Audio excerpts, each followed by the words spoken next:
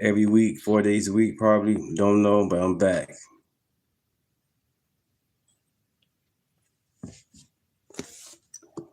Money to the Trump campaign. Now, they're still going after. There's now new reports that Chile voted for the Republican Party from 2016 to 2024 in both primaries and the general election. Kinsey, I couldn't believe she apologized. I mean, why can't she be a little bit more Nicki Minaj, own this, and not, I don't know, take a knee to the bullies? Yeah, look, I don't want to get her in trouble or call her out, but we have mutual friends. And I know she does have some conservative values. She is genuinely a sweet girl that unfortunately is fearful of alienation over her political affiliation. She has seen a resurgence in her career thanks to her relationship with Matthew Lawrence, and she feels she's jeopardized that. But perhaps if she were a little more confident and clear in her beliefs, she would attract a much more loyal and fierce fan base. I'm sorry. I feel sorry for her. I think that this is a difficult situation. I get it. There's a real McCarthyism in the entertainment industry, a real one. And if you are not of the left, if you are in any way conservative, you will be blacklisted. You will have your career impacted. So I get it. But, courage is contagious, and sometimes you need to show a little courage. Now, before you go, reports that Microsoft boss Bill Gates is set to testify before US Congress on June 10 as part of their investigation into convicted sex offender Jeffrey Epstein. Kinsey, this is a major development in the story. Do you think Bill Gates will be an open book? Sorry about that. I'm back. Hearing?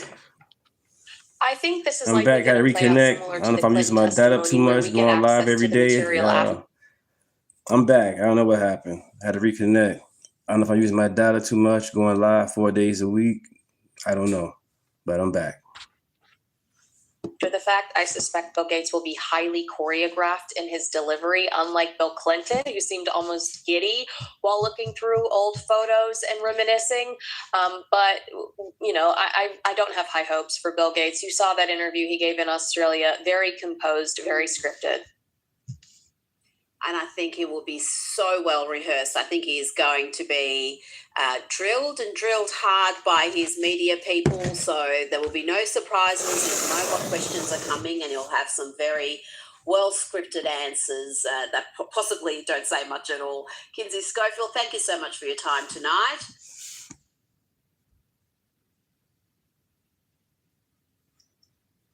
Look at this, net favorability. Party ahead at this point. Midterm years with the GOP president. In 2018, Dems were up by 12. In 2006 on net favorability, which party you like more? Dems were ahead by 18. Republicans are actually ahead on net favorability at this point by 5 points. So Democrats are just simply running behind their previous benchmarks, and they need to be running well ahead of them if they want to take back the United States Senate, given that math. To be clear, both parties are wildly unfavorable right now. However, Democrats are even more unpopular than Republicans. Some of these charts. If you agree with this statement, then stand up and show your support. First duty of the American government is to protect American citizens, not illegal aliens.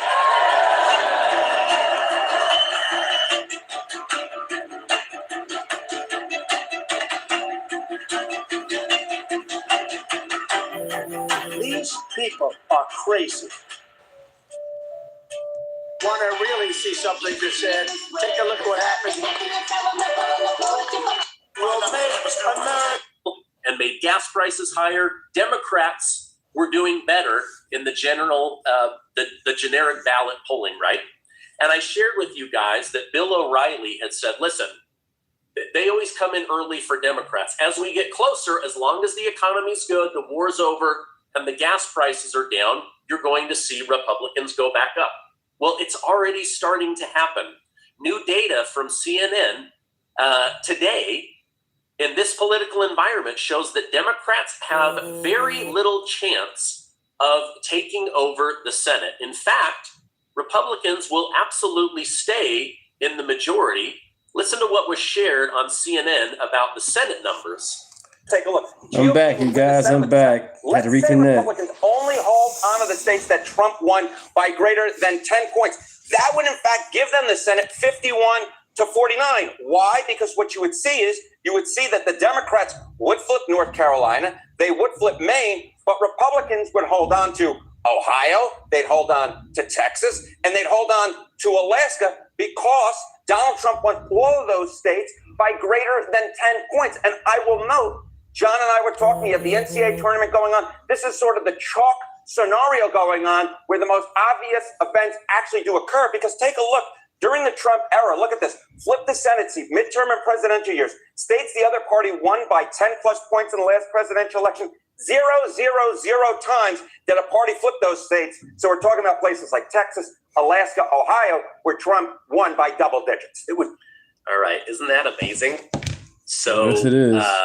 It's very unlikely subscribe, everybody. that Democrats are going to be able to flip.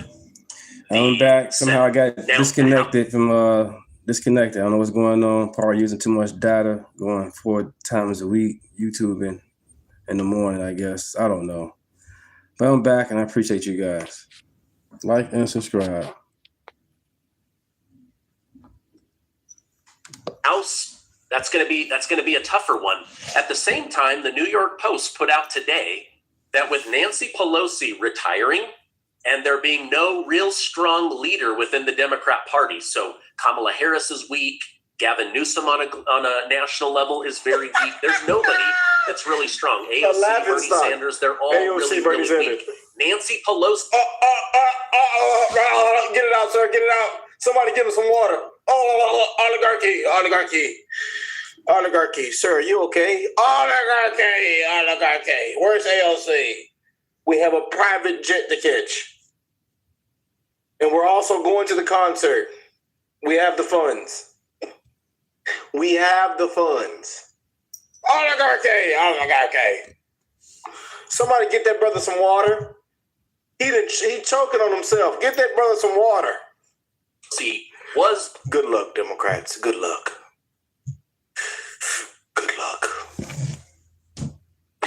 You know, it's gonna be something to see this upcoming November, y'all.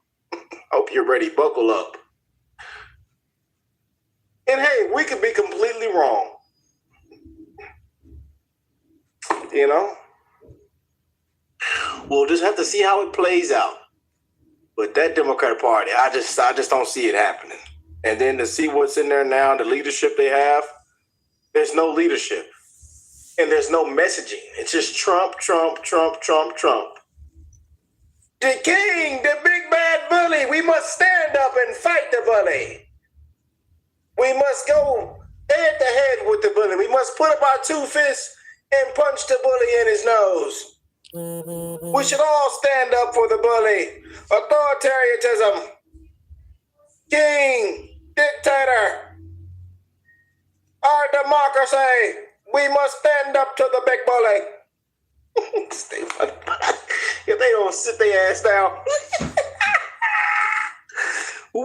the driving force, not only for political movements, but for political fundraising.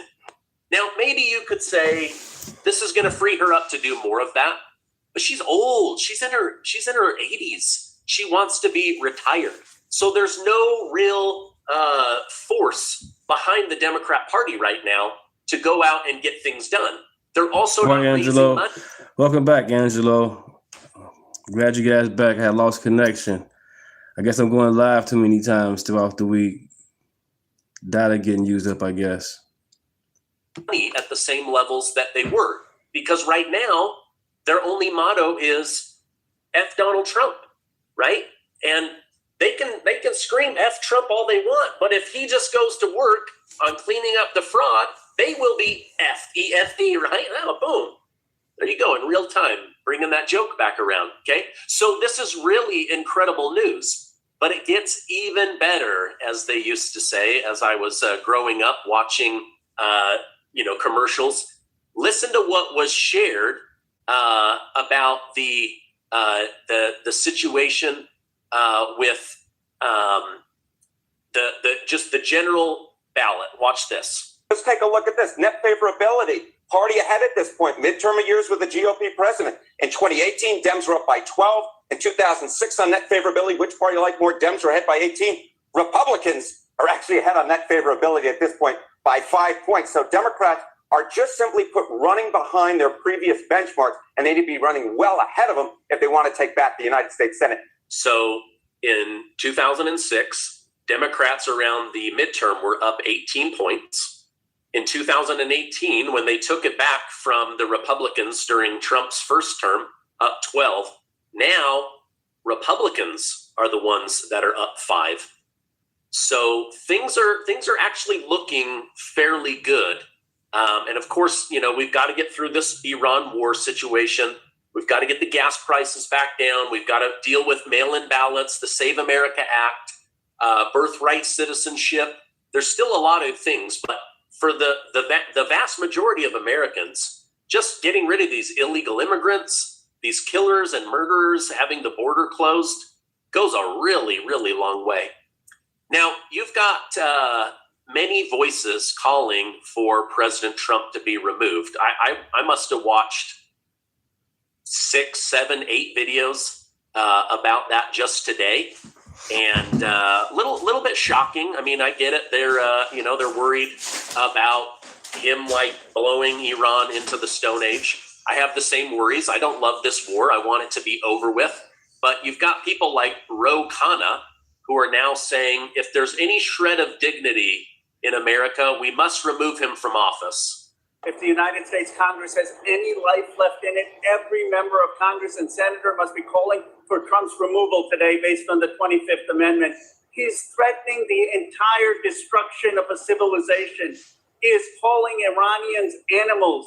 He is showing a total disregard for the humanity of people in Iran, in Gaza, in Cuba. This is a moral crime. It is a war crime. We need to be demanding that Congress convene today, and we need to be invoking the 25th Amendment. All right, this guy's getting ready to run for president. But you've got people like even Alex Jones, who I've liked for many, many years. I've been on his show. He said today that it's time to use the 25th Amendment on Trump's A and get him removed from office. Now, many people are saying they think that President Trump... I know we called out Alex Jones on yesterday's show, if you remember that. If you've seen our previous show yesterday, we called out Alex Jones. Is going to try to kill 91 million Iranians. The only way to do that would be to drop multiple nuclear bombs. President Trump's least favorite word in the English dictionary is nuclear. So I don't see it happening. Hopefully there's a ceasefire. But right now you've got people saying that President Trump has lost his mind because he wants to blow up electric grids and bridges that are used by the military. And we see how that played out. Yeah. Let's get into this, though. It's usually how they describe us, but for the most part, you know what I think we are? We're generally ahead of the curve. We're just noticers, we notice things. We have perceptive abilities. And that's why time and time again, they label us kooky, deranged conspiracy theorists or liars simply peddling right-wing talking points. And then fast forward a week, maybe a year, maybe multiple years, maybe a decade, and all of a sudden, you got all of these leftoids coming to the same conclusion as us, realizing, hey, maybe we were onto something. Maybe we were simply calling a spade a spade. And today we're tackling one of those observations, I'd say a very keen observation. The Democrat Party is a batshit insane cult that's devouring itself from the inside out. They talk a big game about fascism. They point the finger at the Trump base as being cult 45, right? The MAGA cult. But the cult-like behavior is coming from their side, and the number one telling sign is the ideological enforcement. If you're part of the Democrat Party, you cannot step out of line. You have to believe what all the brainless Hollywood sociopaths are peddling. It's a toxic, hate-filled mob run by far-left extremists who want to punish dissent. They demand total ideological submission and obedience. And the moment a little hint, a little sprinkle of sanity enters the building, well, then in comes the thought police. Absolute toxicity and dysfunction. And this depraved left-wing culture is once again tearing the Democrat Party apart. Let me show you the latest examples. We got some stuff to get into. Let's Roll the tape. All right, folks. So once again, it appears another lifelong Democrat has reached a breaking point, and he's had enough. Here's Doug Schoen giving us his 2 cents on the current state of the Democrat Party. I've got to take a trip down memory lane about how the Democrats used to feel about illegal immigration. We certainly don't want them having the same benefits that American citizens are entitled to have. Amazing. Thank you, guys. Thank you. Challenge we have of 1810. people in our country. Thank you. We don't want any more coming in. People who enter the United States. Right, Nancy, send them pages $100. Matter of fact, send them $1,000. Trip down memory lane about how the Democrats used to feel about illegal immigration. We certainly don't want them having the same benefits that American citizens are entitled to have. While we need to address the issue of immigration and the challenge we have of undocumented people in our country, we certainly don't want any more coming in. People who enter the United States. Right, Nancy, send them pages $100. Matter of fact, send them $1,000, Nancy. I think you can afford it. We've seen that portfolio. Send them pages $5,000, Nancy. Is this Chuck? 2, 3, 4, 5 decades ago? Old bastard, old fart should have been walked out a long time ago. But now we see it. They were all a bunch of hypocrite frauds. And they sounded just like the big bad king, the big bad bully, the wannabe dictator, not long ago. Make it make sense. It states, without our permission, are illegal aliens, and illegal aliens should not be treated the same as people who entered the U.S. legally. What happened to this party? It's been taken over by the far left. I mean, I'm somebody who proudly worked for Bill Clinton, who balanced the budget, reduced the debt and deficit, and yes, reduced and eliminated to the extent possible illegal immigration. This is the party I grew up with, and it is very different than a far left progressive party where redistribution of wealth, higher taxes, and demonization of success is the norm. It's not my party, it's not America, and it's why the numbers are as bad as they are. There's something almost comical about it, but obviously I'm reluctant to laugh or state that it's funny because in a lot of ways it's not funny. But it is kind of like sitting back and watching the world burn, or I guess in this case, the Democrat world burn. And I'm just thinking to myself, took you long enough. It's been 2 decades, really, at this point. I'd say maybe even a little bit longer. You could argue the Obama era is really where it all started. This was a political party on a slow march towards communism. That's exactly what it was. Redistribution of wealth. Anti-Western and anti-American ideologies, basically terroristic ideologies, and communistic ideologies, infiltrating the world of academia because it was cool and edgy. You got a bunch of frickin' dweebs in higher academia who all want to make a name for themselves, but for the most part, there's no reinventing the wheel. We've already gone through the relevant history. Individualism is better than collectivism, but these people, of course, have to write their papers. They have to spearhead the world of social studies, and so they've gone basically full circle and come right back to communism. That's what's edgy. That's what's cool. We're redefining how society operates. We're the big brain academics, even though for the most part, most of these people are just a bunch of unimpressive 100 IQ pseudo-intellectual twats. And so they've developed this ridiculous culture, and obviously academia has been infiltrated by communist CCP agents and Russian agents and terrorists supporting Middle Eastern agents. They took advantage of this rife breeding ground of morons and injected their extremist filth into the American academic system. And now look where we are. Hassan Piker literally LARPing and cosplaying as a frickin' commie, giving idiotic, vapid frickin' speeches at Stanford and other universities. The Cuban patriot Jose Marti once said of living in the United States that he had lived in the belly of the beast, and thus he knew it well. You all live in the belly of the beast. You know it well. Use the knowledge to fight it for a better world. Sound the alarm on techno-fascist danger. Stand up for the poor and the dispossessed. Free Palestine. Ooh, so deep, so thoughtful. Oh, of course not. It's a bunch of frickin' useless buzzwords. The belly of the beast, a system of the techno-fascist dangers. Then, of course, comes the activist agent frickin' MK Ultra brainwash word, free Palestine. And all of a sudden, the frickin' academic programming kicks in for all of these useless morons. Beep, boop, free Palestine. Down with the American regime. Let's go back to communism. Yeah, that's gonna be great for us. It's obvious what's been going on. For But the Democrat establishment has rejected it. They've been in a stage of denial, and now it's eating them from within. I mean, talk about the belly of the beast. The Democrat Party is in the belly of the friggin' demoralization, communist revolutionary beast. And now it appears, they've been fully devoured. They're mostly digested. And now here we are. The Democrat Party is no longer a centrist, kind of left, corporate leftist party. It's a full-blown leftist commie cesspool. How else can you describe it? And the most telling element is, again, the cult-like behavior. That is the first sign towards a communist revolution. Repression of thought. Everybody must believe the same thing and fall in line. Ideological enforcement, repression, authoritarianism. And You now here best we fall are, in line. at a point where if these leftoids could put you in a re-education camp, they would. It's a complete left-wing hive mind. Just like Russia, just like China, the system cannot be challenged by the truth. It has to operate within a carefully curated fantasy. And the method of which they curate said fantasy is by mob rule, by intimidation, and of course by exclusion. Again, a clear element of hypocrisy, right? We're the party of tolerance and inclusion, but they're the most exclusive people on planet Earth. People who walk away from you and denigrate you because they disagree with opposition, they were never there to begin with. I can't tell you how many friends I've lost over what they perceive my political views to be. And it's heartbreaking, but they don't realize you did me a favor. I didn't know that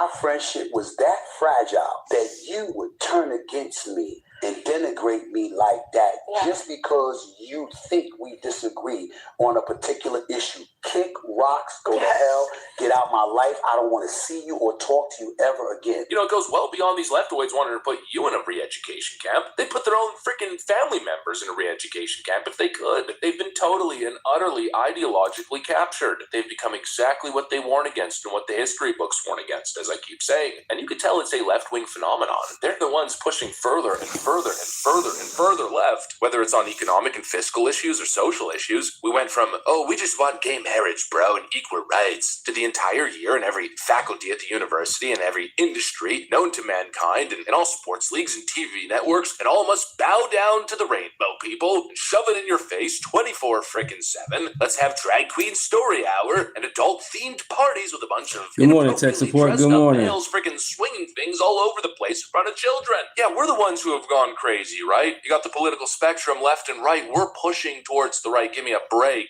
While it is true to a certain extent, we have pushed right on some issues, it pales into comparison to how bad, crazy, and far left they have gone on social and economic issues. And this is put into perspective instantly by simply going down memory lane, even recent memory lane, and taking a look at what Democrat senators and congresspeople were saying not so long ago from the 90s and early 2000s. Here's a clip of a Democrat senator arguing against birthright citizenship. If making it easy to be an illegal alien isn't enough, how about offering a reward for being an illegal immigrant? No sane country would do that, right?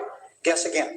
If you break our laws by entering this country without permission and give birth to a child, we reward that child with U.S. citizenship and guarantee of full access to all public and social services this society provides. And that's a lot of services. Is it any wonder that 2/3 of the babies born at taxpayer expense in county-run hospitals in Los Angeles are born to illegal alien mothers? Just when the American people think nothing can be more absurd than the way we deal, or rather don't deal with illegal immigration, they discover that we have a political asylum system that would qualify us for Senator Proxmire's Golden Fleece Award 1,000 times over. I don't know why he didn't make this award.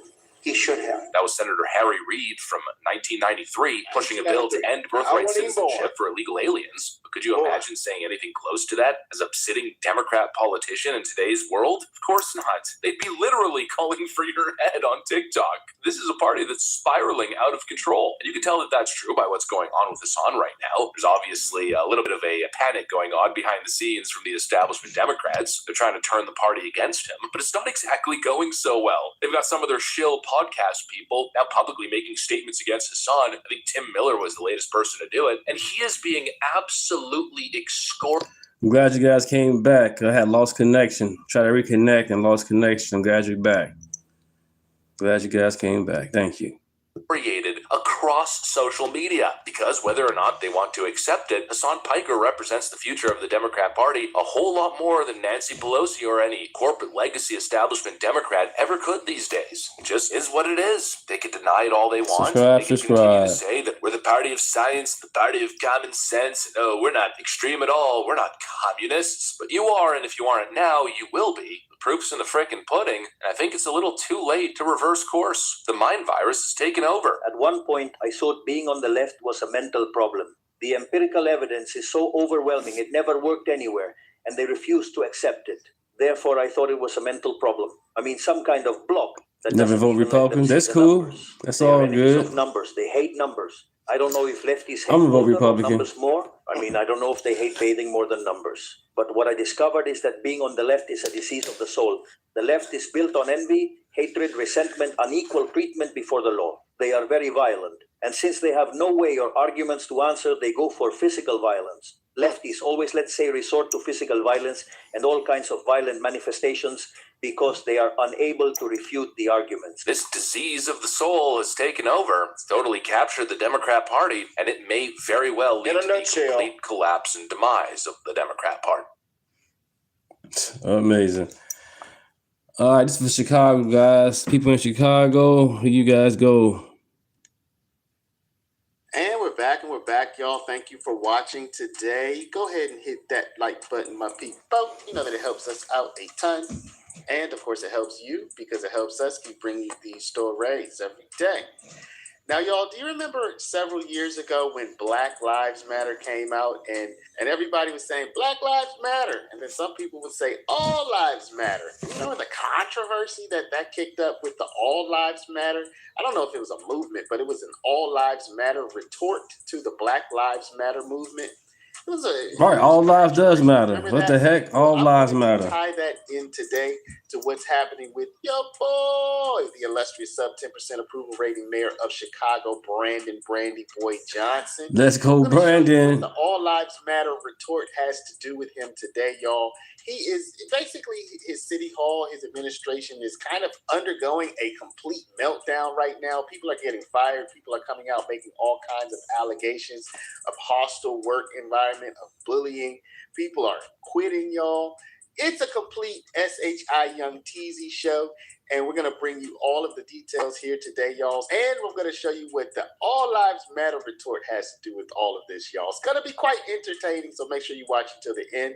Without further ado, y'all, let's go ahead and get into it. Well, some Chicago City Council members say they are concerned about a pattern of bullying behavior right in the mayor's office. This after Fox Chicago reported on those exclusive emails last night from a former top city official who alleged the mayor's team was harassing and smearing her before she left. Political reporter Paris Schutz here with the latest now. Yeah, Dawn and Tia, the mayor today announced some new hires and new appointments in his office and across some city agencies. But some are saying they're cautioning. They're not ready to just rubber stamp these appointments just yet. This is after our exclusive report last night showing an email from former City Human Relations Commissioner Nancy Andrade. Like and subscribe. This is 2 weeks before she resigned. In this email, she alleges the mayor's office, including her chief of staff, fought her on a report that she was putting out to fight anti-Semitism across the city. Andrade alleges the mayor's chief of staff and chief equity officer wanted to dilute this report and take out references to Jewish lives and make it about, quote, all lives. And then... All right, so there you go. Did you catch it? Did you catch it? There was a report particularly about anti-Semitism that Andrade was compiling and wanted to, I suppose, submit or publish. And according to her, or according to this report, people in the Johnson administration said, well, why are you focusing just on them? All lives. You need to look at all kinds of discrimination. And Andrade's like, well, my report is about this particular type of discrimination. And they're like, hey, all lives matter.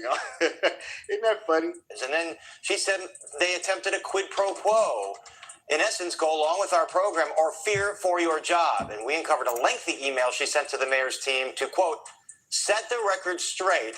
And she lodged several accusations alleging their conduct with her was, quote, egregious, shameful, disturbing, hostile, bullying, utterly unethical and unprofessional.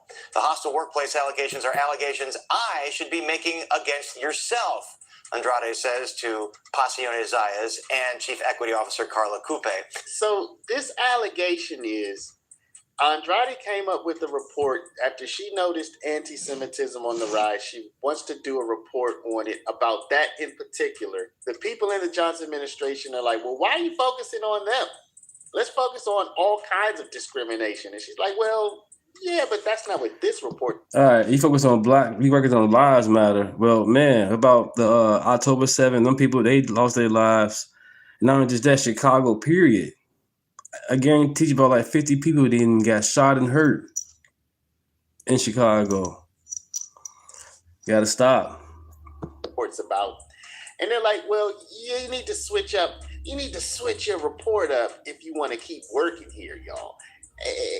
Am I understanding this correctly? Now, several alders reacted today, including 32nd Ward Alderman Scott Waguespack, who says he finds this treatment, quote, appalling and worries that this has become a disturbing pattern. The pattern that we're seeing here is actually one that's very disturbing. It's saying anybody who challenges us, who calls out corruption, who calls out harassment, or any forms of governing that are unethical, they're immediately shown the door. They're No, I've not been drinking. I don't drink at all. Forced out. And come on, Tech. Credit of many of the commissioners or staff that have been here, they left voluntarily so that they didn't get caught up in these other actions that the administration was going to take. It really smacks of some of the things we're seeing in D.C. right now, and I just find it appalling compared to what I've seen over many decades. I'm tired. What are you talking about? No. So there's one alderman who just reacted to this, I would say, complete meltdown within the Johnson administration. I mean, is anybody surprised, y'all? If you are an illustrious subject, I've been live streaming for about 2 hours. Other than that, I've been right here. I mean, would you expect anything different? And we have other alders who are also reacting forcefully to the controversy. You know, a lot going on here, Alderman, in terms of these allegations coming from Andrade about, you know, quid pro quos and hostile behavior from the mayor's office. What is your reaction to this? I was slurring. No, I may talk fast, but ain't no slurring. Very harsh work environment within City Hall. And as the mayor just announced today, 7 new hires. Oh, okay, no problem. People are walking into. This is what our departments are operating under when they are asked to perform the duties of administering government here in the city of Chicago. And all of us should be very concerned about the environment that we are not only creating, but leaving for the next generation of Chicagoans. We have a responsibility to deliver service in an impartial, fair, and astounding manner. And clearly the Johnson administration is missing that mark. What do you think that the Johnson administration can do at this point to really rectify and regain the trust of the local Jewish community?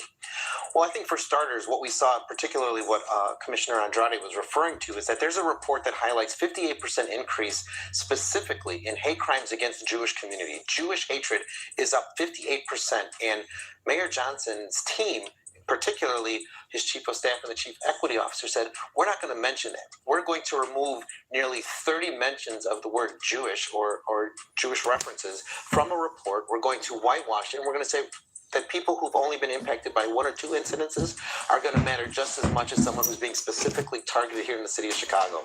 That's not how you work together. That's not how you address this, any kind of problem in the city of Chicago, let alone one so dangerous as this.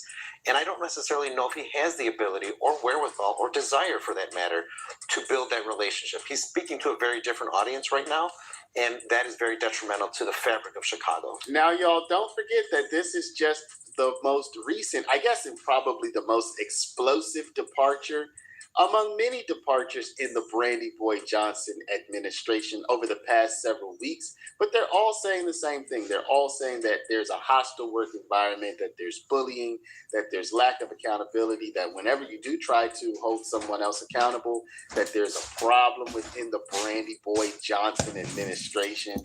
So it looks like this is a pattern at this point. And remember that Andrade's resignation came just days after the firing of Deputy Mayor for Public Safety Garion Gatewood and his top deputy, Manny Whitfield, who alleged similar things against the mayor's chief of staff, saying they felt they had a target on their back for ever pushing back on anything. This is what Waguespack is expressing concern about. Interestingly, today, Mayor Johnson announced a replacement for the deputy mayor for public safety. His name is Emmanuel Andre.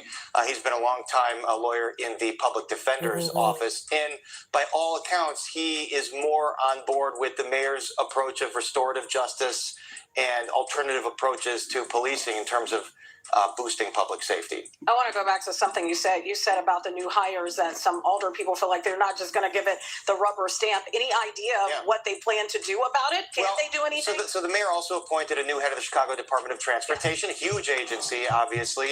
And what Wagsback was saying, well, maybe we need to think twice before, because that person is going to have to be confirmed by city council. Maybe we need to think twice. Maybe we need to really drill down the mayor and this appointee on, what has been promised, what are the terms of this here? And so we'll see. But what Wagsback said is there are more and more colleagues that are expressing a desire to exert themselves over these high-profile departures and firings and these allegations that keep coming out. Now, we should mention the mayor's office in a statement to us last night categorically denied quid pro quo, denied hostile work environment, denied these allegations that Ms. Andrade had been making. So yeah, y'all, it looks like Brandy Boy Johnson is ruling his administration like a tyrant, like a dictator, like a despot, like a despot. Oh man, y'all. So what do y'all think? Is Brandy Boy Johnson? There are people who there's speculation as to whether or not he's going to run for re-election. And you better not. And one of the alders said that he may be able to win re-election because he appeals to a certain group of people. I don't know who those people are. But as of now, he has not made any indication about whether he's thinking about running for re-election or not. So this is just all, I just find this comical, interesting. Sometimes it's even hilarious, y'all. But if I were in Chicago, I probably wouldn't be laughing, y'all, because y'all have to live with this guy. So y'all tell me, I guess the question for today is going to be, do you think he gets it together, and do you think he can reshape his administration and put on maybe a clean face for his administration before it's time for the elections? Or do you think, no, this is going to just continue to happen? We're going to see more public disputes, more public people leaving the administration, whether it's through firing or whether it's through resignation. And now this is just going to be a complete SHI Young Teasy show, a meltdown. Let me know what y'all think. Do you think he can pull it together? Drop a comment down below. But before you do, please stop, hit the share button. Share this video out over email, text message, WhatsApp, Facebook, Snapchat, Instagram, all your favorite social mediums. And of course, if you're not a subscriber, please do subscribe. Thank y'all for watching. Love y'all, and we'll see you back in the next one. You know that we are a paralegal school. If you've been watching our program now, you know that we've been around for 23 years. You know that we help people get going in the paralegal field. You know that we've helped hundreds of people since 2003 start their career in the paralegal field. It's all good. I'm here, you guys. I'm right here reading everything. Our certificate is good nationwide. Reading all the text, all the comments. I'm right here. Internship placement so that you'll get real experience on your resume. This is so funny. Watch this. As a mother of Black children, I know that Black boys are not given the presumption of innocence and the presumption of youth. She's calling the police and saying they're trying to steal her car, and they're 11 years old. They don't know how to drive. And so for me, what was interesting was I have had to be in the position where I have gone to my local police department because I know my son is going to be training for the Junior Olympics, running around the neighborhood in an all-white neighborhood. And I have brought him to the police and said, he belongs to me. This is my son. Do not harass him. Do not stop him. Wait a minute, Sonny. Why do you live in an all-white neighborhood? You're always so passionate about calling out systematic racism and defending Black communities, especially when Black crime stats come up. You call white people racist. Yet, at the same time, you have chosen to live in an all-white neighborhood. So, I'm curious, is it because... Hey, man, fuck the Epstein files, man. The Epstein files been around damn near 15 years. Now y'all want to talk about this shit. Let it go. Pray for the victims. Next topic. You don't want to support Black neighborhoods, or you just don't feel safe in a Black neighborhood? Notice what just happened here. Not the words, but the decision behind the words. You can't tell the world one thing, then quietly build your life around the exact opposite. I mean, what? That's not fear. That's definitely the lack of conviction. Because if you truly believe... Yes, the victim should get justice, but it's been over 15 years, damn it. Let it go. Something is dangerous, you don't voluntarily place your family in it. So now the question becomes, was the message ever real, or was it just useful? Think about it. And once you start questioning that, you start realizing that it's not just one person. It's a whole mindset. He's trying to make a... I bet if R. Kelly come out with an album right now, motherfuckers can go out there and buy it. He's a known pedophile. But everybody's still praising R. Kelly. Make it make sense. America white again, honestly. He's trying to make America white? Yeah. How so?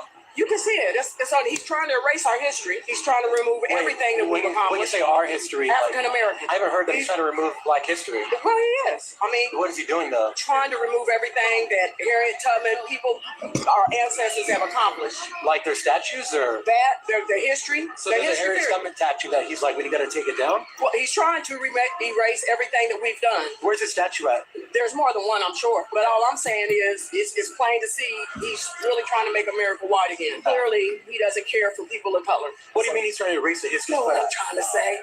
He's trying to erase the history, things that Black people have accomplished over the years. Like take them out of history books, or taking them out of the history books, not allowing our true history to be told in the educational system. So the history that we've been taught was a minute part of our Black history. We come from greatness in different parts of Africa. That's like African history, though. We're talking like Black American history.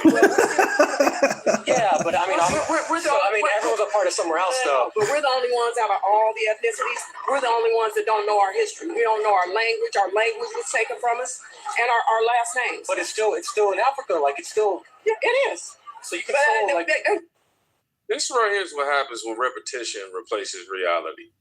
You hear something enough times, it stops being questioned and starts being accepted.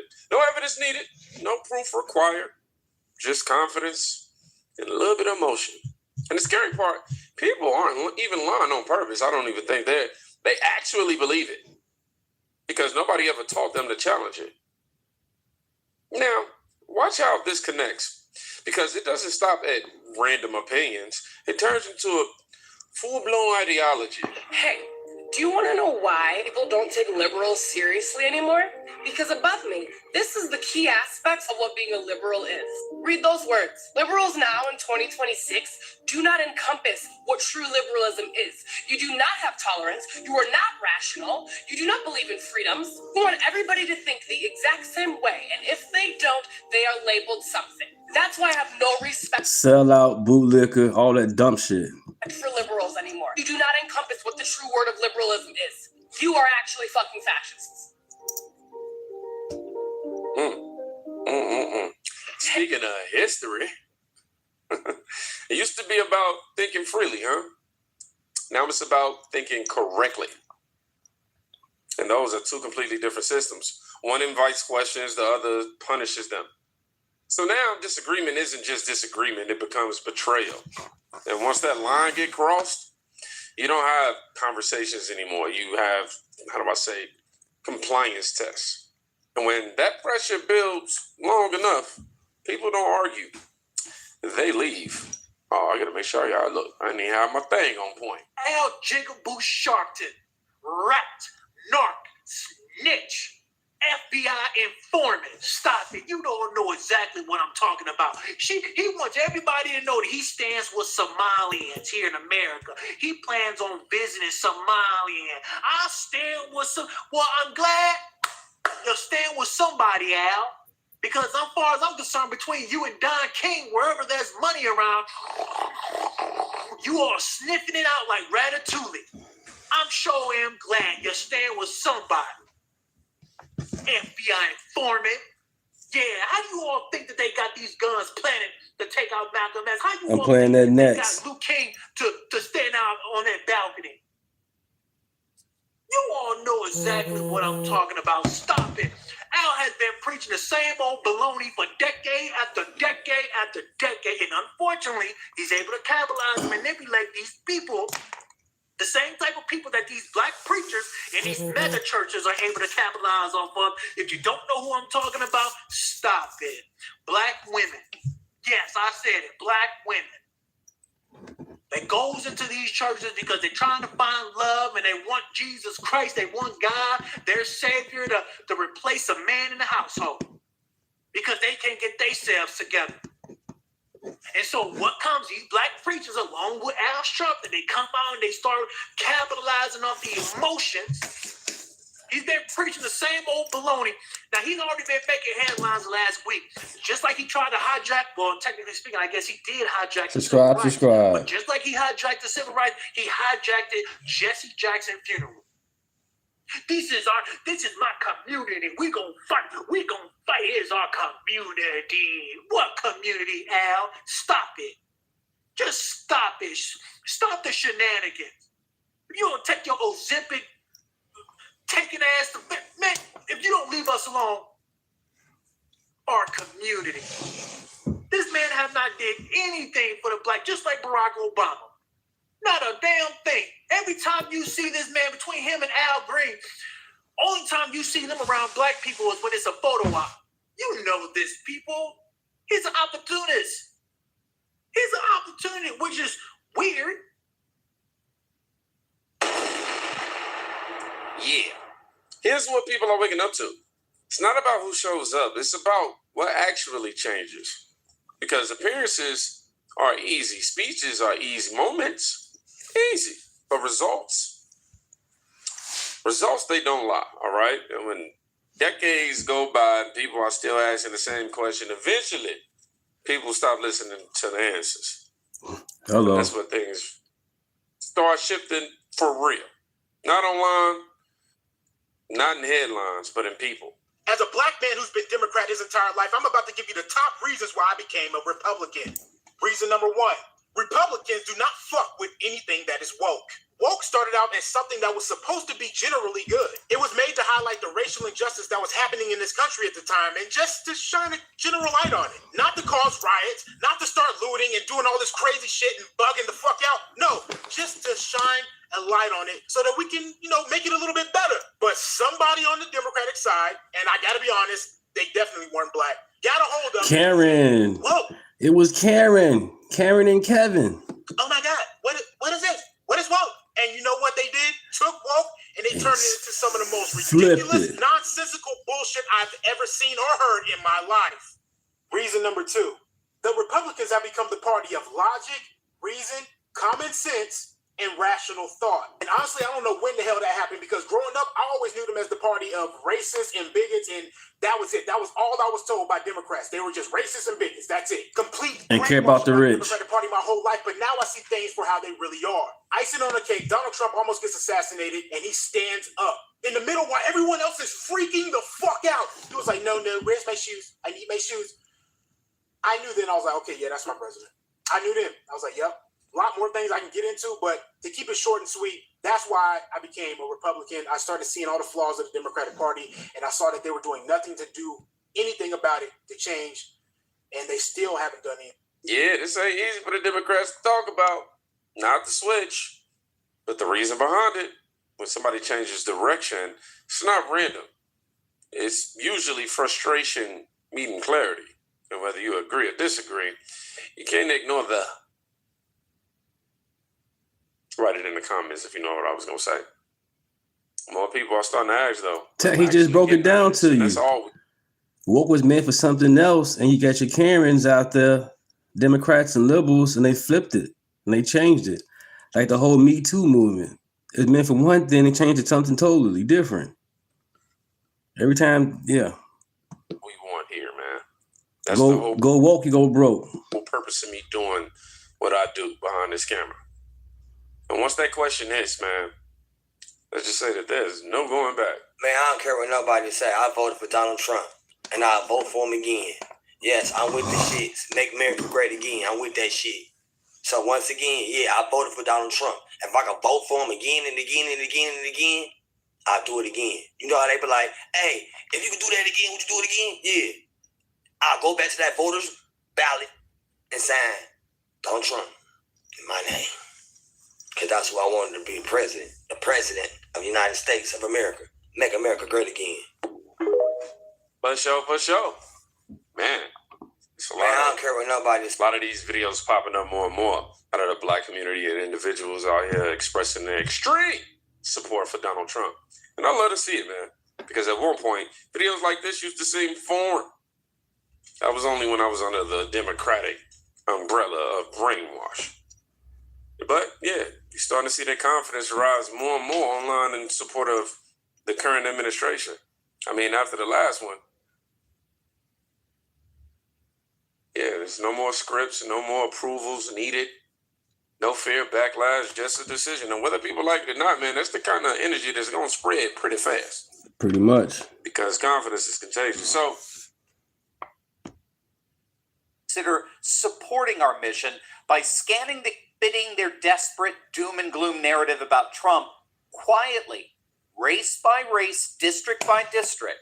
Republicans are flipping seats that we're never supposed to flip. We're talking about seats Democrats thought were safe permanently, irreversibly theirs. On top of that, President Trump just posted one of the most savage True Social posts you'll ever read. And the polls, they're telling a story about 2026 that nobody in Washington is ready to admit out loud. Stick them to the very end of this video because we're about to see a snapshot of a political realignment that's rewriting the rules of American politics in real time. You are not going to want to miss this. Hey gang, it's me, Dr. Steve, your Patriot Professor, enjoying yet another glorious day in Trump's golden age that you made possible back in November 2024. So if you want a front row seat on how you continue to change... Bro, I voted for Trump. You know what I'm saying? Real talk. No gaslighting, none of that shit. I'm not here to prove you or nobody that. I voted for Trump in Chicago and also in Rockford, if you want to know. Period. To the world in ways you never even imagined. Make sure to smack that bell and subscribe button. The question is, who did you vote for? Hope you didn't vote for Kamala. Also, if you believe in what we're building here on this channel, please consider supporting our mission by scanning the QR code below or visiting turley.pub/support. It's one of the most direct and important ways to support our movement of faith, family, and freedom. All right, let's start with the big flip in Anchorage, Alaska. Well, go ahead and Google it, man. In Midtown, who cares? 4 Republican. You in my chat. How you gonna challenge me in my chat? That's crazy. Did you even subscribe to the chat, bro? Dave Donnelly has flipped a Democrat-held seat on the Anchorage Assembly, and not just any seat. This was a district that Kamala Harris won by 8 points in 2024. Let that hit you. A district that was blue enough to go for Harris, and a state Trump carried by 13 points, just sent a conservative to City Hall. Donnelly is a known quantity in Alaskan politics, a former state legislator, a 9-year school board member who ran on bread and butter issues, right? Safer neighborhoods, better schools, smarter city services, everything a Democrat can't deliver. The seat had been previously held by Democrat Felix Rivera since 2017. He's a radical leftist loon. He actually barely survived a recall effort back in 2021, but he was term limited out, and Donnelly seized the opening. Now, here's both my wife and I, we both voted. The Democratic Legislative Campaign Committee had literally designated Alaska a battleground state for 2026. They do this every cycle. I have no idea why they do it. Maybe it's just a fundraising tactic. I have no idea. But Democrats were bragging about Alaska. They were fundraising off of it. And then the day after their fundraising emails go out, a Republican flips a Harris plus 8 seat in Anchorage. That's not just a flip, that's a signal. And the signal here is the fact that the Midtown District is demographically working class. And guess who endorsed the Republican candidate? Labor unions and Teamsters. Do them over that shit, man. Let it go. I voted for Trump. Nothing to prove to you, man. Period. Be a huge game changer for the midterms. The labor unions have officially defected away from the Democrats for the first time since FDR's New Deal, and they're now pouring millions into Republican campaigns across the country, precisely because Democrats have abandoned them, right? We first saw this back in 2016 when voters went to Hillary's website and they saw tabs for Black issues. They could click on that, or they saw tabs for Latino issues. They can click on that. A tab for women's issues, LGBT issues. there was not a single tab for working class issues. Not one. Whereas when you went to Trump's website back in 2016, that's all it was. It was one big, massive website dedicated to the working class and the issues they cared about, like border security, economic security, and cultural security. And so as a result, nearly 200 counties in Wisconsin, Iowa, Michigan, Pennsylvania, Ohio, Minnesota that had voted Democrat in every single presidential election over the last several decades suddenly switched over and voted Trump, some by 20-point margins, precisely because particularly the white working class vote swung so significantly over to Trump. He ended up winning states like Pennsylvania, Michigan, Wisconsin, Ohio, and Iowa in a way that a Republican had not won in decades. So if the unions and the Teamsters can get that kind of swing I don't gotta prove nothing to nobody. candidates in general for the midterms, it's going to be a game changer. I mean, there's just no way around that. And again, we're seeing it here with this Anchorage election. If it could turn a Kamala +8 district red, all bets are off. Speaking of, take a look at the latest Cook Political Report congressional map for the midterms. I mean, seriously, look at this. So Cook has the Senate a GOP lock. They're locked in at guaranteed 51 seats. And in the House, Democrats thus far have a solid 213 seats. And the Republicans are a near parity with that, with 208 seats, with just 14 toss-up. That's right in line with election analyst Seth Keshel's projections. So this race, in the end, is going to come down to about a dozen seats. And keep in mind, this is before the VRA decision, right? A decision that will overturn Section 2, the Voting Rights Act. Sam Alito is reportedly writing the majority opinion for that decision, which means that all of these solid blue districts that were deliberately drawn inside solid red states to the exclusion of white voters, right? These are districts that intentionally discriminate against white voters to be deliberately majority minority voters.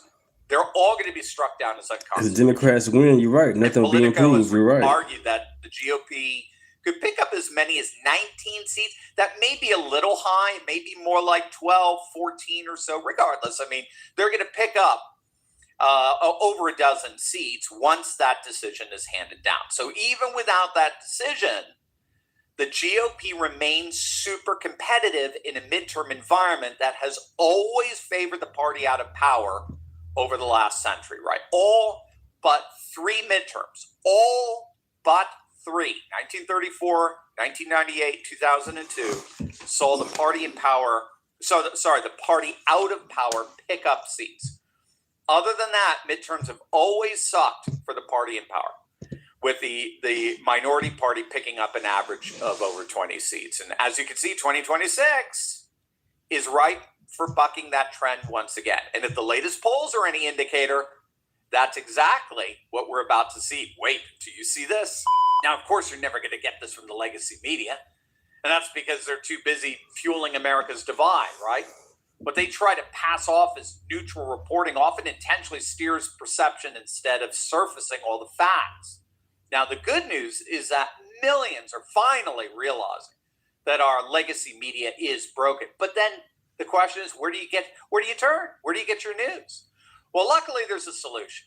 It helps you see what's being emphasized, ignored, or spun.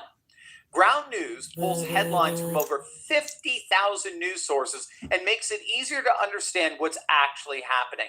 On Trump's ceasefire deal with Iran. Now, if that deal reopens the Strait of Hormuz, 66% of respondents approve. Nearly 7 in 10 are all in for this ceasefire if it accomplishes precisely what President Trump has called for. And take a look at the latest Rasmussen poll. 49% approval, again, in a hyper-partisan environment. That is very, very impressive. And it's an important predictive indicator for the midterms. Presidential approval is pretty consistent in terms of its predictive significance. A president underwater, so say in the low 40s or in mid-30s, always loses seats in the midterms. I mean, guarantee. Gallup has been tracking that trend for years. And we're starting to see the fruit of that the closer we get to the midterms. I know many of you were following the election this week for the Georgia 14 seat, right? That's Marjorie Trader Greene's former seat.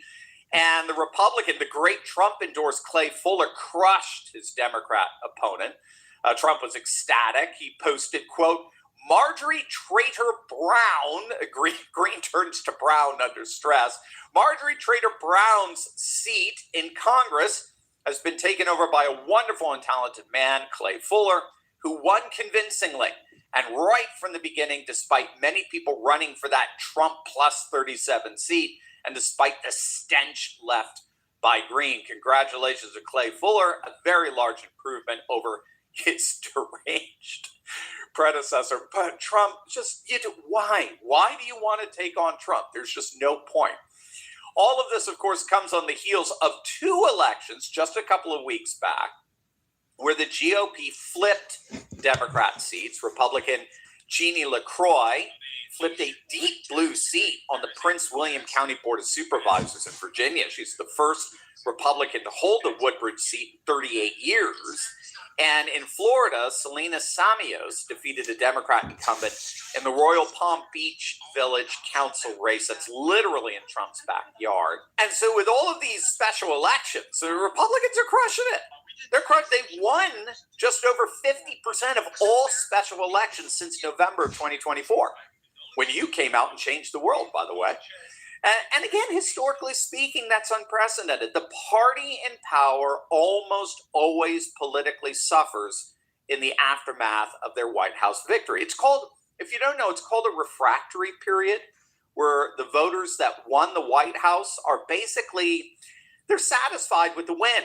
And they go back to their regularly scheduled lives, right? They poured their time, their talent, their treasure into the race for the White House. They won. And now, they return to normalcy. Whereas voters who suffered the loss, they see the midterms as an existential crisis. It's the only possible way to redeem that loss. So they inordinately show up to the polls, zealously so. And that momentum creates this pendulum swing away from the party in power.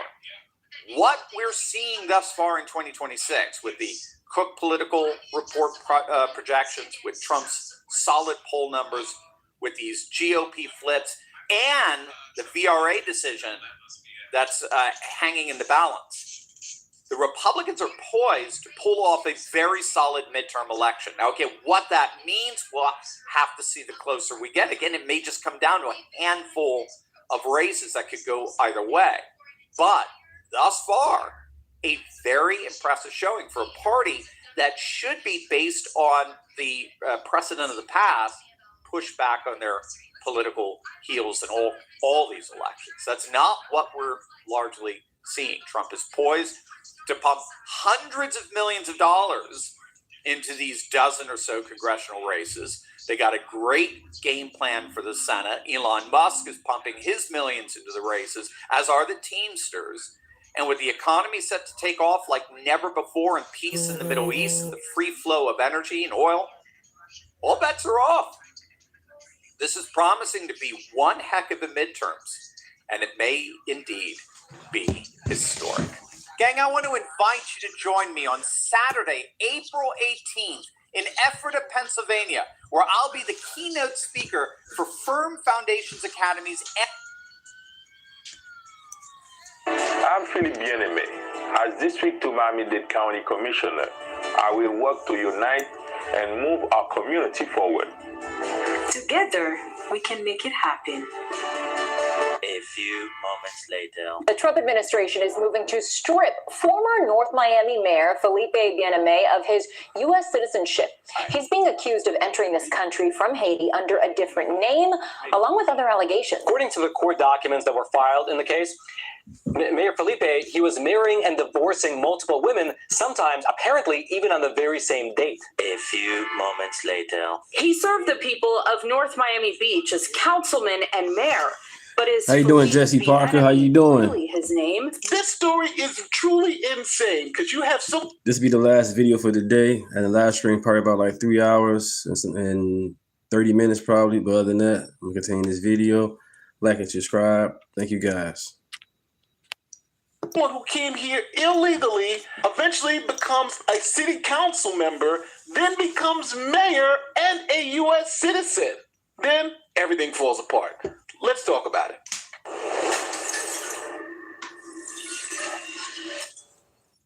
Okay, here's a quick message from our video sponsor, Chapter. Now, in my line of work, the most heartbreaking cases are where people lost everything because Philippe Bien-Aimé, he immigrated to the United States from Haiti and eventually became a prominent figure in South Florida politics. Now, he built a great public image as a successful businessman, dedicated public servant, and he served the people of North Miami as both a councilman and mayor starting in 2019. Now, in 1997, the man named Jean-Philippe Janvier entered the United States through Miami International Airport using a fraudulent photo switch passport. Now, obviously, using a fake passport to get into the United States is illegal, and he was eventually caught, and back in July of 2000, an immigration judge issued an order to remove Jean-Philippe out of the country. Federal prosecutors allege Bien-Aimé entered the U.S. as Jean-Philippe Janvier with a fraudulent passport 25 years ago, and they ordered him deported. Now, he appealed that deportation order, lost, and told the government that he was going to voluntarily go back to Haiti. Thank you guys. Thank you for subscribing. Thank you. And they had a baby together, but he said he wasn't the father and contested paternity. So the paternity test came back, and he was found to be the father. So he did the right thing and married Sarah. But the problem is he was already married to someone else, or at least that's what he told the government. According to court documents, he remained in the U.S. He began using a new alias, including a new name and a new birth date, and he got married to a U.S. citizen in order to gain permanent resident status. That's especially significant for his wife, Sarah. We can make it happen. Because a marriage certificate exists for a wife named Marie Chauvet in May 2001. That's 2 months after losing a paternity lawsuit to Sarah. Thank you guys. Thank you. Federal allegations. Now, this is where things get complicated because Sarah was a full-fledged U.S. citizen, and Bien-Aimé was now the father of her U.S. citizen child. So they put the paperwork together and got Bien-Aimé to become a naturalized U.S. citizen under this fake name. All right, so you would think that, hey, you got the U.S. citizenship, you're under the radar, nobody knows who you are, so it's time to stay low. But Bien-Aimé said, no, it's time to double down. So what did he do? He ran for the city council and won, served 6 years as a city councilor, and then ran for mayor. Open this road on 135th Street will destroy the quality of life of our residents and lower the property values. If you elect me as your next mayor, I will be your champion and fight every single day to protect our preserve. On May 14, 2019, elect me, Philippe Bien-Aimé, as your next mayor. And I guarantee you, I will fight every single day by your side to make sure we protect our preserve. Now, in a shocker, Philippe Bien-Aimé won. He won and became mayor of North Miami. Now, they've elected someone who's in the country illegally and is using a fake name, fake everything. Matter of fact, they really don't even know who this guy is. But he is the mayor, and he's running the city. And obviously, since this was 2019, COVID hit a year later, so he is the mayor through the COVID era. But Bien-Aimé wasn't satisfied with just being mayor. He was a city councilor. He was the mayor. Both of those positions you need to be citizens for. He said, you know what? He wants to move up to run the county, Miami-Dade County. Now, Miami-Dade County has a population of close to 3 million people, and Bien-Aimé wanted to be chief of that county. But first, you have to go through steps, so he ran for county commissioner, District 2. Philippe Bien-Aimé has over 9 years of governmental experience. During the worst pandemic of our lifetime, Philippe Bien-Aimé secured millions to address the needs of the residents and businesses, leading the city of North Miami to the fastest growing economy post-COVID. As your next Miami-Dade County Commissioner for District 2, Philippe Bien-Aimé will create vibrant communities, make our streets safer, and fight against illegal dumping. Philippe Bien-Aimé will protect single-family home communities, address the housing shortage and rent affordability. He will bring jobs and economic opportunities, attract major retail stores to the major commercial corridors, and make District 2 a place to live, work, and play. I'm Philippe Bien-Aimé. As District 2 Miami-Dade County Commissioner, I will work to unite and move our community forward. Together, we can make it happen. Vote 107 to elect Philip Amazing. County Commissioner for District 2. I'm Philip Bien-Aimé, and I approve this message. Now, you may be asking, well, how was he found out? Well, here's what the U.S. Customs and Naturalization Service says. Quote, the NMA's immigration fraud was discovered and confirmed through a comparison of fingerprints that he provided under the two identities. The comparison was part of an ongoing national initiative called the Historic Fingerprint Enrollment Project. So now BNMA is caught, and ICE has come and arrested him for immigration fraud. Developing tonight, the Justice Department has filed. Fraud is bad. That was the thing from yesterday with the Democrats. Fraud is bad, Democrats. A case to revoke citizenship of a former South Florida mayor. Authorities say he faked his identity and more to stay in the country and become a U.S. citizen. Local 10's Glenna Milberg is live in North Miami with what she's learned. Glenna? Nicole Calvin, a fake identity, fake information, a sham marriage. Right, Mark. They always dissing America, the Democrats. Is the among liberals. the allegations as prosecutors try to build a case that Philippe Bien-Aimé should be deported because he was supposed to be under another name a long time ago. They say fingerprints from those people actually matched. Well, show them shocked here at North Miami City Hall.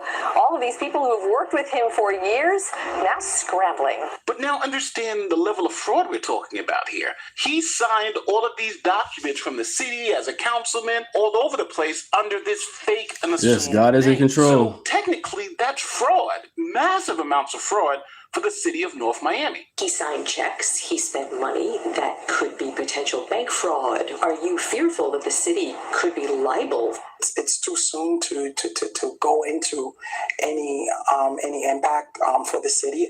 This is a list of the evidence prosecutors are using against Bien-Aimé: the original deportation order, his naturalization records, birth and marriage certificates. Talk about doing your homework on candidates. This guy is running the government down there in North Miami for about 9 years, and no one knew that his name wasn't actually Bien-Aimé.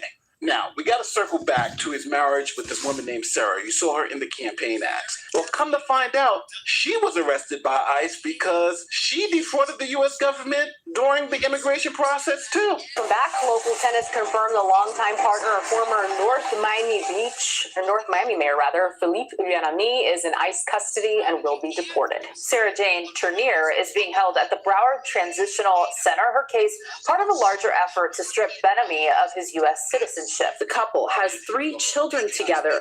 Wednesday, ICE agents arrested Sarah Jane Turnier, citing a deportation order issued in July 2000. Her appeal denied in October 2002. Now, the crazy part about it is she may get deported too. So literally, the first family of North Miami were illegal aliens, both with the deportation orders, as the news media said, and they are currently being deported. How insane is this? And this immigration fraud went really, really deep, to the point where Bien-Aimé is marrying and divorcing women on the same day.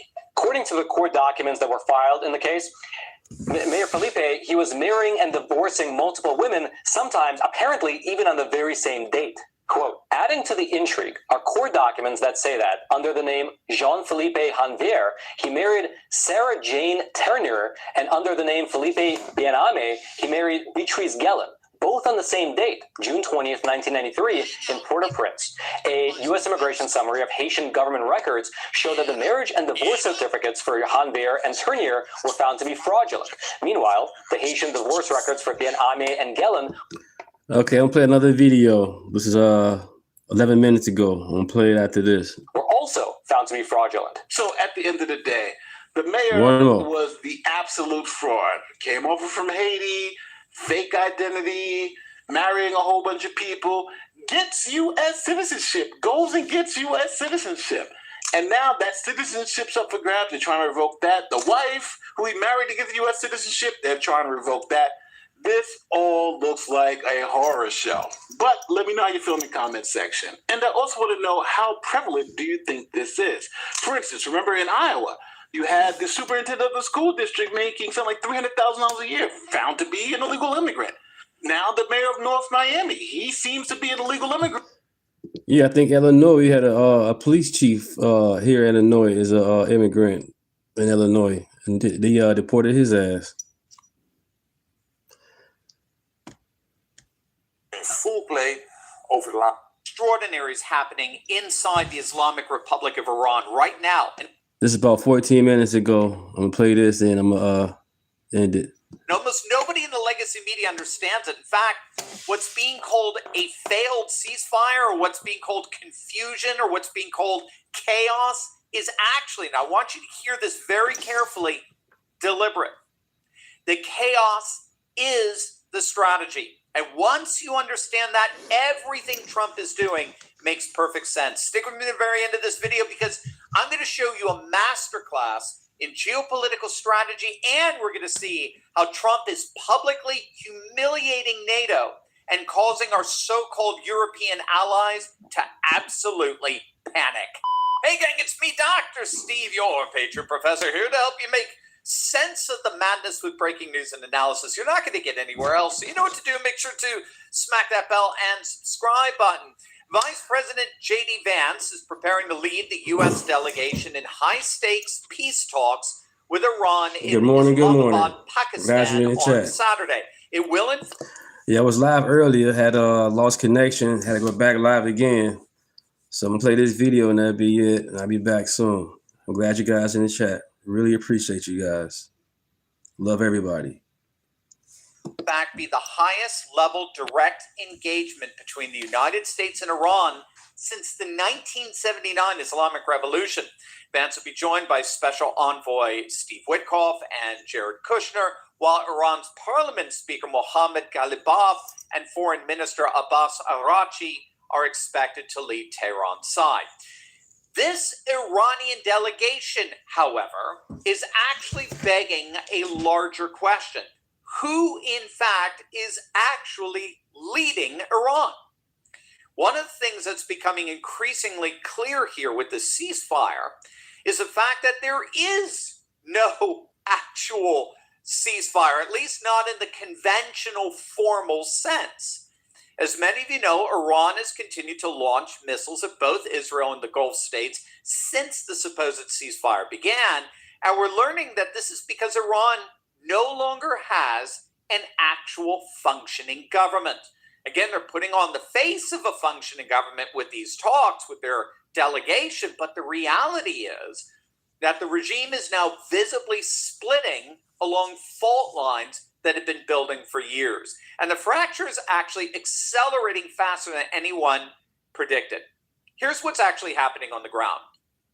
According to multiple regional intelligence sources, more than 50 senior Iranian officials, commanders, strategic advisors, the backbone of the inner circle, have been eliminated across a series of coordinated precision operations.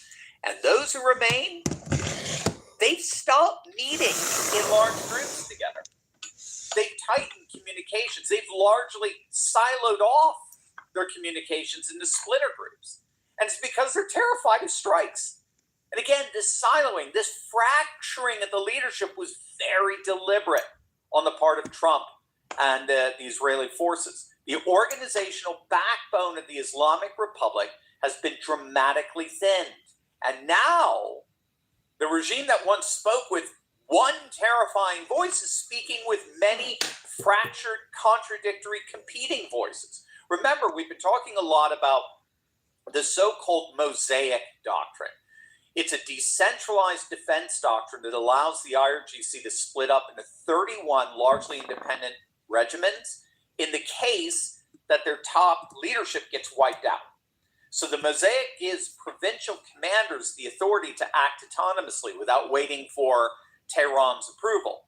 But its Achilles heel, as we're seeing, is that it's nearly impossible for them to act in a unified and coordinated manner, since so much of their command and control and communications capabilities have been wiped out.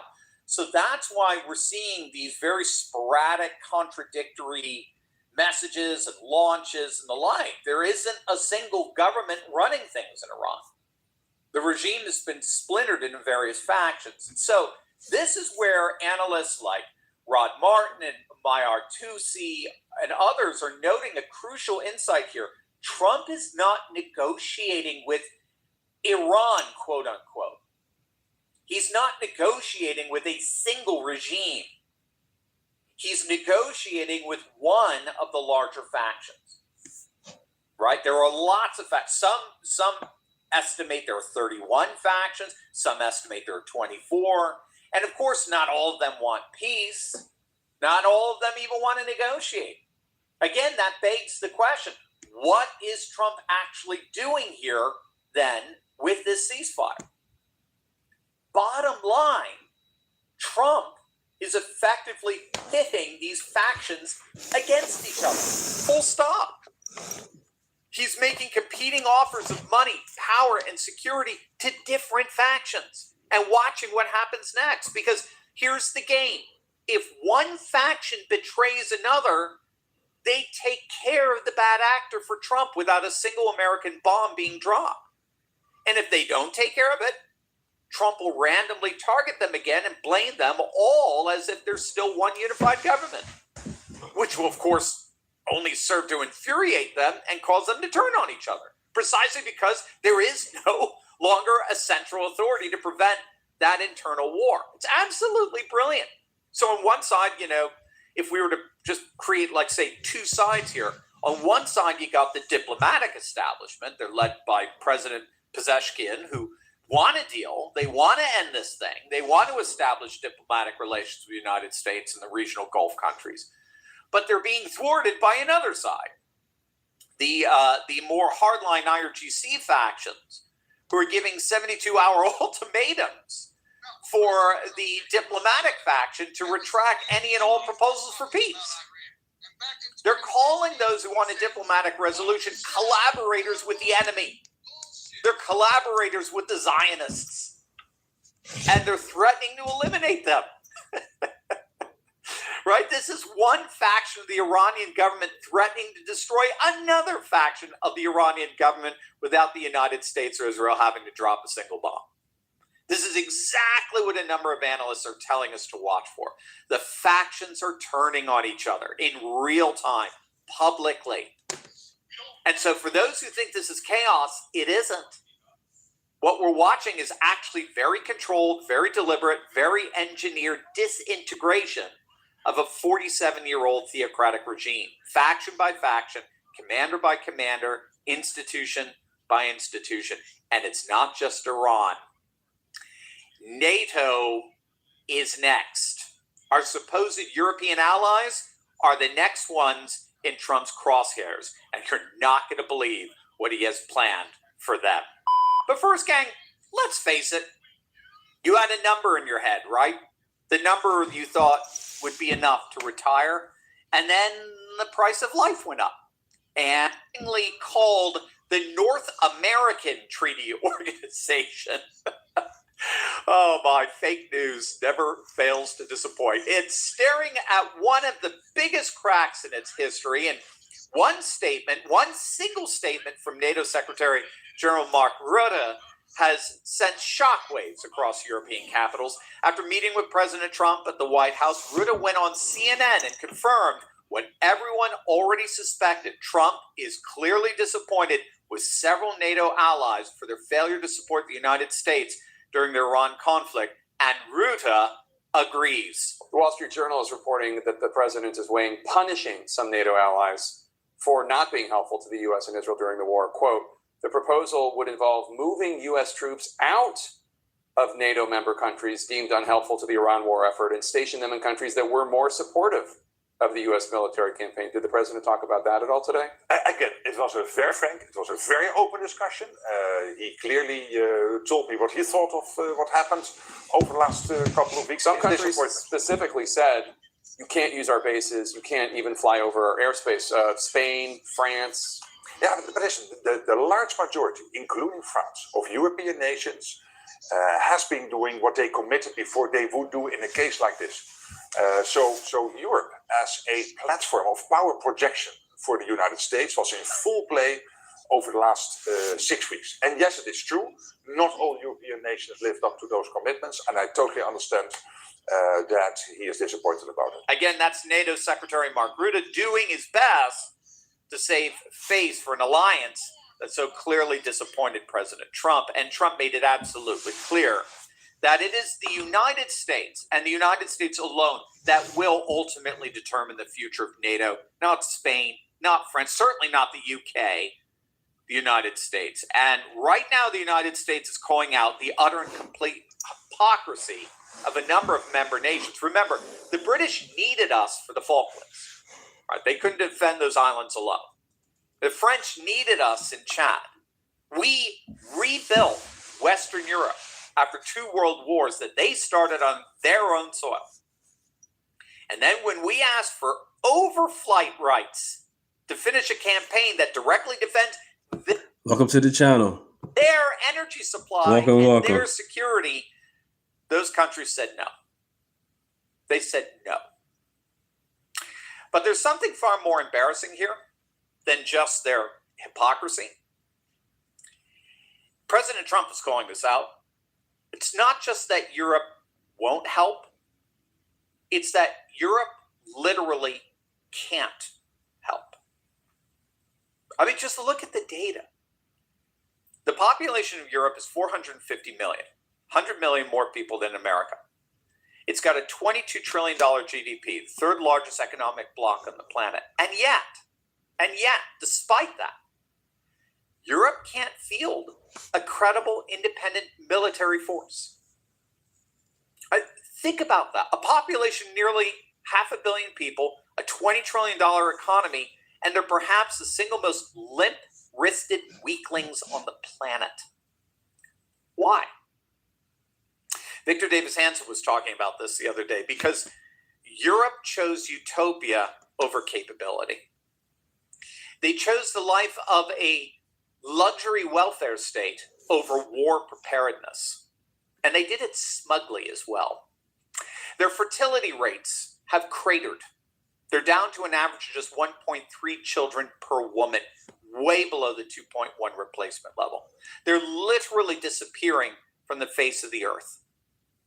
They went all in on wind and solar and gutted their energy independence. They went full Greta Thunberg, leaving them begging Russia for natural gas, all the while simultaneously asking us to defend them from Russia.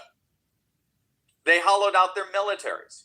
They let in millions upon millions of so-called refugees from the Middle East and Northern Africa, from regions deeply hostile to Western values. And now their governments are terrified of taking any foreign policy stance that could provoke domestic Islamic radicalism.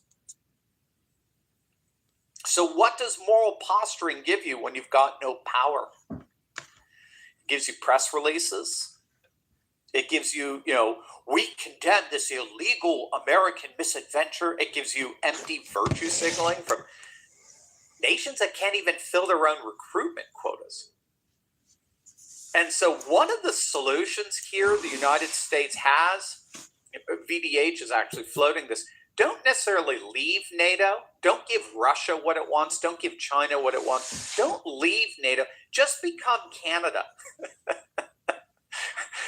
Pay like 1.5% of your GDP, show up to the summits, fly the flag, and in the meantime, just build bilateral relationships with nations that actually showed up: Greece, Poland, Czech Republic, Portugal.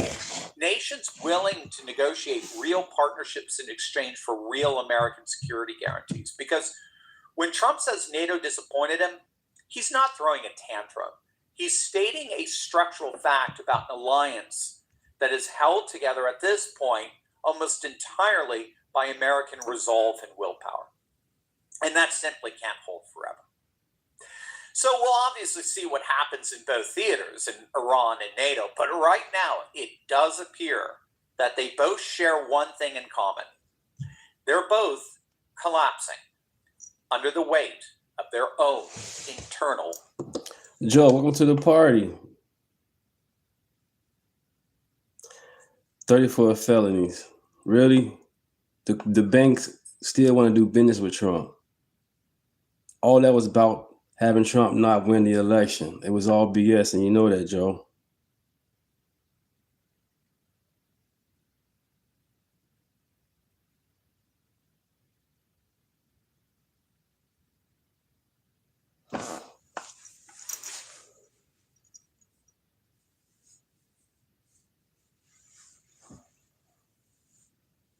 Yes, it was. It was all this. Do your research, man. That was all misdemeanors, and they trumped it up and made it to be felons. Other than that, that was all misdemeanor cases.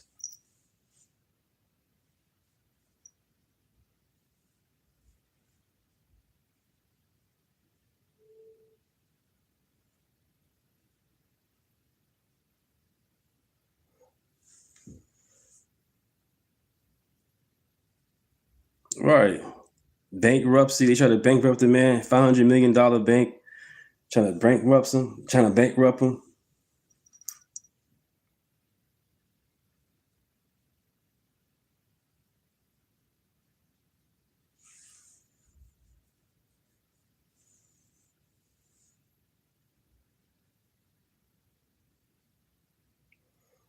Okay, well, chat, I've been live streaming almost 3 hours and some change. I'm going to end it. I'll be back soon. I really appreciate you guys. Really appreciate it. And yes, Trump is the greatest president.